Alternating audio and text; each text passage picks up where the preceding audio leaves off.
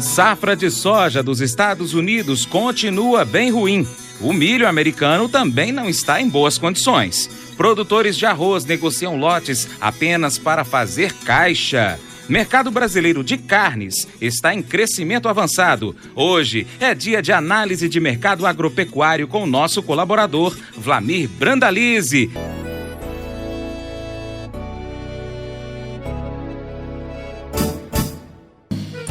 Acordo de manhã para prosear no mundo do campo, as notícias escutar. Vem com a gente em toda a região com o seu programa Paracatu Rural. Tem notícias, informação e o mais importante, sua participação. Programa Paracatu Rural. Programa Paracatu Rural.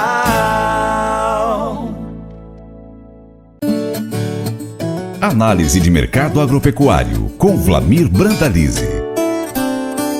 A safra dos Estados Unidos continua bem ruim. No fechamento do mercado de soja, na terça-feira 16, por exemplo, novas quedas para a commodity. Nos principais vencimentos, as cotações caíram 2,2 a 3 pontos. O país, além dos atuais problemas com a safra, está com as vendas antecipadas baixas. Na safra 18, as vendas antecipadas para a soja foram 10,4 milhões de toneladas, enquanto que para esse ano as vendas antecipadas até o momento são de 3,3 milhões de toneladas apenas. Já o preço da soja brasileira em real atingiu seu maior nível em quase 2 meses, impulsionado por um avanço nos prêmios para o embarque da oleaginosa e pela desvalorização da moeda brasileira, ambos causados pela disputa comercial entre China e Estados Unidos. O consultor Vlamir Brandalize inicia seus comentários com o mercado da soja americana e brasileira. Olá, amigo produtor. Aqui é o Brandalize no Minuto do Produtor. E começamos o comentário de hoje com a situação da safra americana, que não melhorou nada e ela vai numa situação bem complicada esse ano, nos piores momentos da história das lavouras americanas, nessa fase de florescimento e formação de vagem, indicando que o potencial produtivo da safra é muito menor que a média dos últimos anos.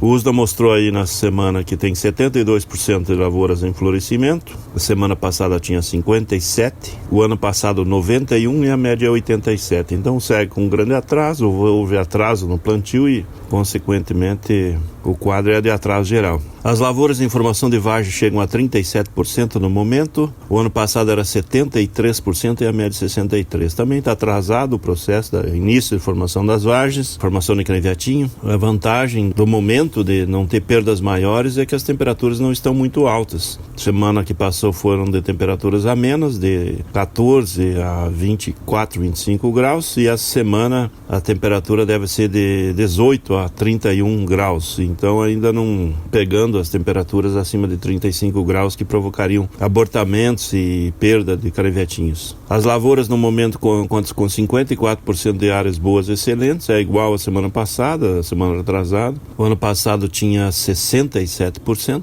e com isso a safra americana vai andando aí numa condição bem desfavorável aí frente às condições dos últimos anos. Então não tem um potencial de ter uma boa produtividade aí, que nem já teve nas últimas safras. E o tempo passa, né? Nós já estamos passando rápido, já estamos aí no mês de agosto e a safra vai se definindo nessa fase de formação de florescimento e formação das vagens. O quadro atual nos indica aí que a safra nessa condição de 54% de lavouras boas excelentes mostra uma safra na casa de 98,9 milhões de toneladas. O USDA no mês passado aí divulgou mais de 104,5 milhões de toneladas, então no próximo relatório, se ele olhar essa condição das lavouras, terá que reduzir um pouco esse potencial da safra aí, da área aparentemente que pode ter sido de 32,4 milhões de hectares. Então essa é a situação da soja americana. Mas o quadro americano da soja ele tem um reflexo muito maior aí nos últimos dias em relação à crise que está tendo entre Estados Unidos e China,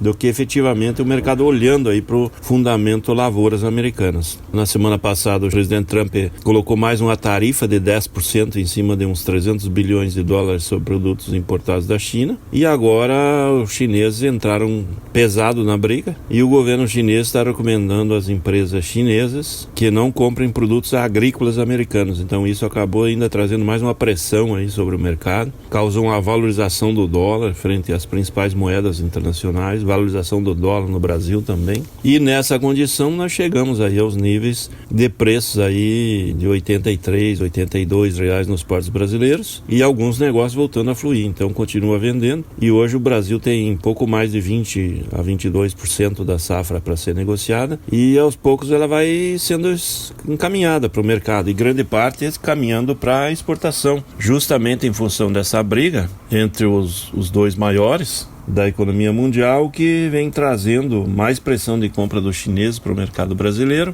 e com isso as exportações do Brasil seguem em ritmo acelerado. O mês de julho fechou com 7,8 milhões de toneladas embarcadas e até o momento o Brasil tem praticamente 55 milhões de toneladas de grãos embarcadas. O ritmo está muito forte e nós estamos exportando praticamente tudo que podia e mais um pouco, né? Então hoje resta pouco ainda para ser negociado. No complexo soja, então temos praticamente 55 milhões de toneladas de soja embarcada, tem 9 milhões e meio de farelo e tem praticamente 750 mil toneladas de óleo. Então estamos aí com cerca de 65,3 milhões de toneladas e uma safra de 115,5 milhões de toneladas do complexo soja já exportados aí até o final de julho.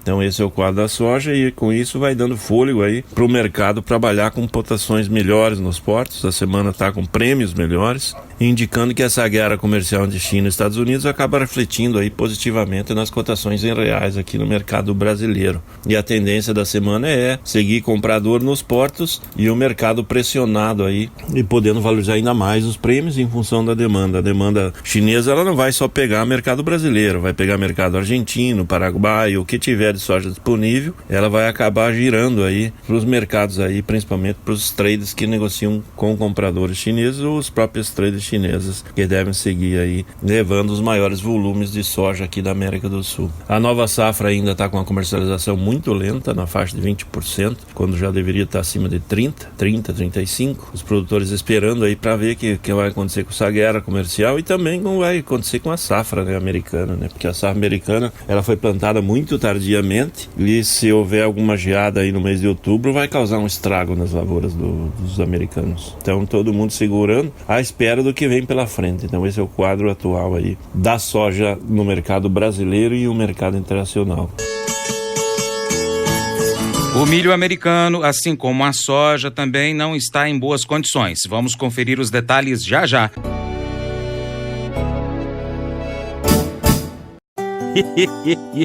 Mas eu vou dizer uma coisa pra você, viu? Se quiser colocar propaganda sua aqui nesse programa, eu vou dizer um negócio, você vai ter um resultado bom demais, senhor. Isso mesmo, é facinho, senhor. Você pode entrar em contato com os meninos ligando o telefone deles, é o 38, é o 991810123, bem facinho. É muito bom porque aí a sua empresa vai sair dentro de um programa que é ligado aí ao homem para a mulher do campo. É bom ou não é, só?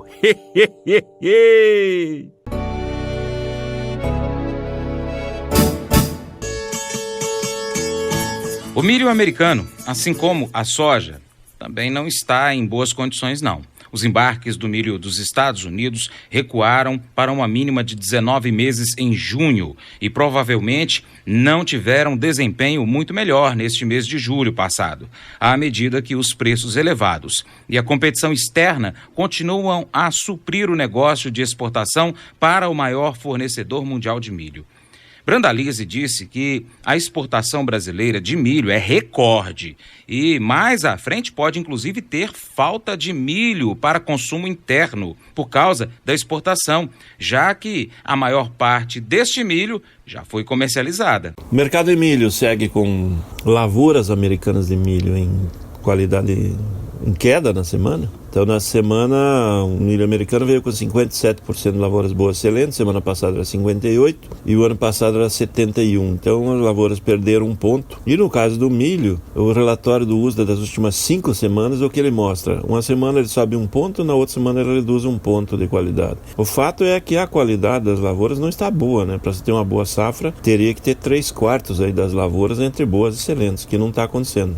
As lavouras estão com 78% delas em florescimento, pendoamento. O ano passado era 95% e a média é 93%. O início de formação de espigas está em 23% das áreas. O ano passado era 54% e a média 42%. Também muito atrasado o milho. Vai depender muito do clima lá na frente. Então, se tiver geada, talvez algumas áreas até no começo de dezembro ainda vai fazer estragos nesse milho americano. Então, vamos acompanhar para frente o quadro do milho. O milho também teve reflexo aí dessa pressão que está tendo no mercado em função da China, mas a semana começou com o pé direito, aí indicativos levemente pressionados para o lado de cima, também porque o milho tem uma situação de safra americana menor que a demanda, safra mundial menor que a demanda, o quadro do milho é muito mais apertado do que a soja, então a tendência do milho é manter níveis mais firmes em função da demanda crescente e da safra muito apertada. No mercado brasileiro nós temos aí embarque em ritmo acelerado, os negócios nos portos ainda lentos nesses últimos dias, mas os negócios passados foram muito fortes, então a safra já está com mais de 80% dela da safrinha negociada, então vai restando pouco aí para ser comercializado, e também já está bem adiantada a comercialização da safra 2020, aí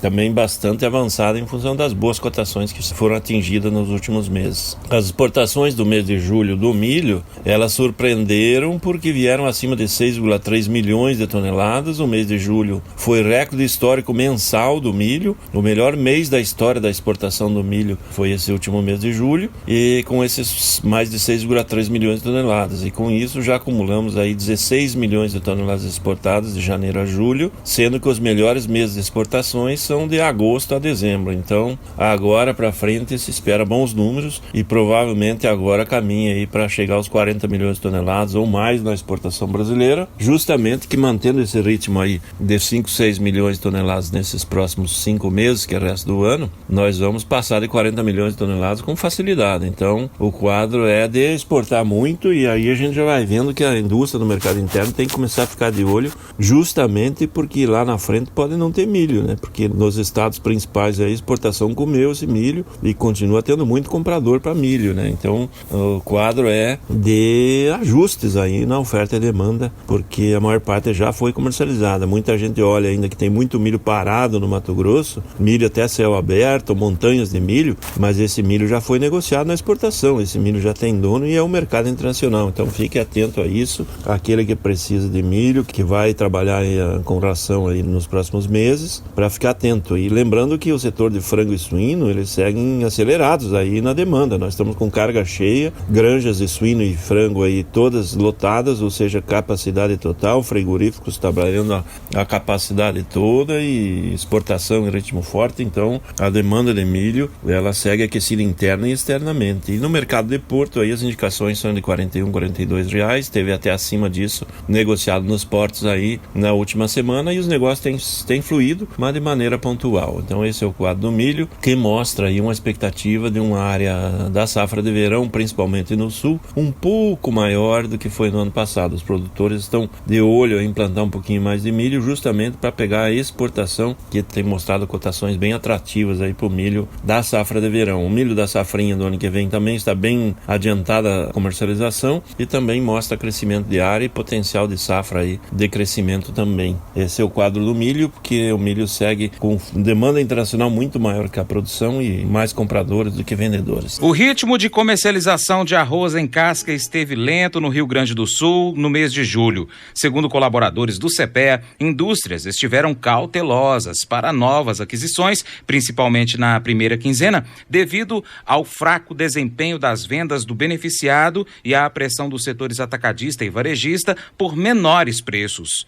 Do lado vendedor, orizicultores negociam lotes apenas para fazer caixa. e atender a compromissos de safra, como explica o Brandalize. E para continuar, nós temos o quadro do arroz que não tem mudado muito. Nas últimas semanas, o mercado foi de calmaria, fechou o mês de julho aí estável, sem grandes novidades, os produtores gaúchos aí complicados aí na situação, ainda vendendo nos níveis baixos, de 41,5, 42 a 44, 45, produto melhor. Então esse foi o mês de julho, começou agosto aí com boa demanda do varejo, mas o fôlego ainda foi lento em julho. Então espera-se que agora sim o mercado comece a dar seus primeiros passos na linha do crescimento das cotações. Há uma expectativa que venha ajustes aí, principalmente na segunda quinzena de agosto em diante, quando as indústrias devem vir para as reposições, buscar o casca aí para atender a demanda já da virada do mês de agosto para setembro, quando se espera pressão de alta, porque temos uma safra de 10 milhões e meio de toneladas, o consumo acima de 11,5, e continuamos aí no primeiro semestre com exportação maior que a importação. Isso vai ajustando mais, né? E com o dólar lá perto de 4, que estamos agora, está dificultando um pouco a importação. Então o ambiente do arroz está formado para termos ajustes aí no casca, termos ajustes no fardo, no pacote e no varejo. Muita gente vai olhar o varejo nessa semana aí, que é a semana de pagamento de salários, é a semana que o consumidor vai para as lojas do varejo para comprar as compras principais do mês. Ele está com um pacote de arroz desde R$ 9,80 até R$ 12, aí a maioria das promoções, os produtos mais nobres na faixa de 13 a 16, mas o fôlego é de alta e esses valores aí perto de 10, 11 reais é abaixo do custo de produção, mesmo com o arroz barato, com casca barato. Então o setor terá que ajustar os valores, porque senão na safra que vem nós vamos ter pouca gente no mercado do arroz, pouco produtor, pouca indústria, porque o setor não vai sobreviver, trabalhar com prejuízo aí, desde o produtor e a indústria, na situação que está. Então é a hora de vermos aí alguma correção positiva nos indicativos do mercado do arroz. As exportações de carne suína in natura e processada somaram 67,9 mil toneladas no mês de julho, um leve recuo de 0,4%, ante ao mesmo mês em 2018. Já a receita alcançou 148 milhões de dólares, 24,1% acima da obtida no mesmo mês do ano passado, que foi de 119,2 milhões de dólares. Os dados são da Associação Brasileira de Proteína Animal, a ABPA, e foram divulgados nesta quarta-feira, dia 7. Brandalize explica que as carnes, em geral, estão em crescimento avançado. As carnes seguem fortes na exportação, o mercado interno segue firme, mesmo com o poder aquisitivo em queda, os salários reprimidos, o desemprego diminuiu nessas últimas semanas, mas ainda continua alto o nível de desemprego. O segmento da exportação está puxando muita carne e, junto a isso, o mercado interno segue firme. Então, tanto frango, suíno e bovinos seguem com mercados firmes. Na exportação temos o frango aí, que teve um mês de julho aí com 357,2 mil toneladas. Não foi um recorde, mas foi um bom mês. E no acumulado do frango, no ano, estamos com 2.245,3 mil toneladas exportadas. Então esse é o quadro do frango, com exportação também em ritmo acelerado, e agora vem os principais meses de exportação, que é o segundo semestre. No caso do suíno, o mês de julho foi muito bom, praticamente recorde para julho, né? 59,8 mil toneladas, recorde histórico para o mês de julho. E dos meses de exportação, o mês de julho perdeu somente para o mês de setembro de 2016, quando se exportou 63 mil toneladas. Então é o segundo melhor mês da história da exportação do suíno. Então o mercado se abrindo para o suíno brasileiro, estamos com 360,4 mil toneladas exportadas até o momento. Isso vai dando fôlego para o Brasil abrir mais espaço no mercado internacional da carne de suíno, que continua sendo a carne mais consumida no mundo, indo para mais de 115 milhões de toneladas nesse ano de 2019. E o Brasil colocando um pé mais firme no mercado internacional, em função de que temos uma excelente carne para exportação. E o nosso amigo boi foi um julho muito bom na exportação, com 129,1 mil toneladas, foi o melhor mês do ano até agora, e já acumula 810,1 mil toneladas nesses primeiros meses até julho do ano. Ou seja, já estamos caminhando para ir para a linha que a gente esperava para o ano, que é acima de 1,5 milhão de toneladas sendo exportadas de carne bovina nesse ano de 2019. Os melhores meses das carnes normalmente são esses meses de agosto até dezembro, então na exportação. E agora nós vamos seguir com espaço para exportação e o mercado interno segue com demanda calma, mas como a oferta está limitada, o mercado segue firme para a arroba do boi também e a exportação puxando forte. É isso aí, amigo produtor, aqui foi o Brandalize no Minuto do Produtor. Um minuto um pouquinho mais longo em função de que fizemos um apanhado também do setor da carne, mostrando o agro brasileiro com força total aí, muito forte na exportação. Dá para ver aí que o agro brasileiro, tanto as carnes como os grãos, estão com o pé no acelerador na exportação e com o câmbio aí firme aí perto de R$4 por dólar, ele acaba beneficiando e estimulando mais ainda os negócios na exportação. E para continuar recebendo as informações do agronegócio, inscreva-se em nosso canal. Também clique no sininho e compartilhe este vídeo com seus amigos para nos ajudar a trazer muito mais informações para você. Muito obrigado. Programa Paracatu Rural. Programa Paracatu Rural.